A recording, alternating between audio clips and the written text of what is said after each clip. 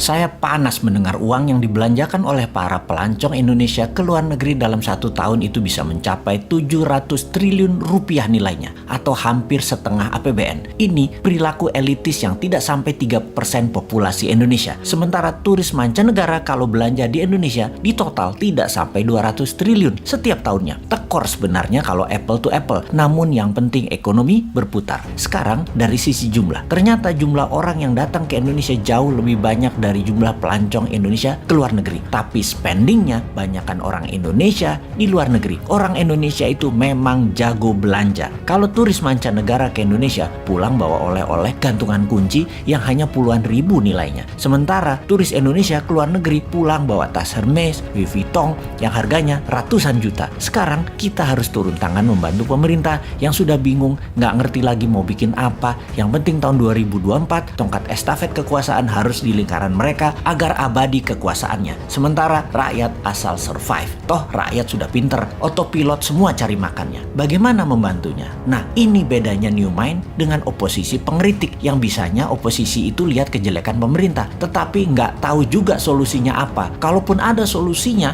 hanya normatif. Kita lompat sebentar keluar topik, nanti balik lagi memutar ekonomi wisata agar tidak keluar negeri. Saat ini di media-media juga orang-orang di tempat tongkrongan membicarakan 2024 siapa presiden dan wapresnya Indonesia. Maka banyak nama digadang-gadang. Nama-nama itu modalnya gampang. Bayar aja lembaga survei untuk memasukkan nama mereka, walaupun mereka hanya 1 di antara 10 orang. Pokoknya masuk aja nama mereka dulu. Lalu mulai dibangun citra mereka masing-masing. Yang hebatnya, siapapun mereka itu, tanya satu hal. Konsep bernegaranya apa ketika nanti mereka memimpin negara? Maka jawaban mereka pasti normatif, pasti umum-umum saja, seperti stop import, stop hutang, pro UKM, dan lain sebagainya. Dan faktanya nanti ketika menjabat, semuanya tidak bisa dijalankan karena tidak tahu bagaimana caranya. Mereka semua itu hanya manuver politik dan di otaknya hanya bagaimana menjadi populer dan bagaimana menang mendapatkan kursi di 2024. Mek ngono tok. Hebatnya adalah narasinya bisa membuat rakyat percaya. Oh ya, ini bukan promosi Bosman yang ternyata sudah lengkap cara dan strategi bernegaranya. Bukan loh ya. Bosman bukan mau jadi presiden. Bosman mau jadi lord. Wes, jelas yo.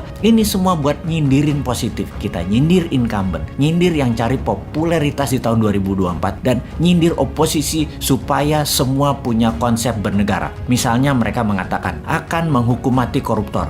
Itu Bosman sudah usulkan. Cari lain lagi. Pajak diturunkan.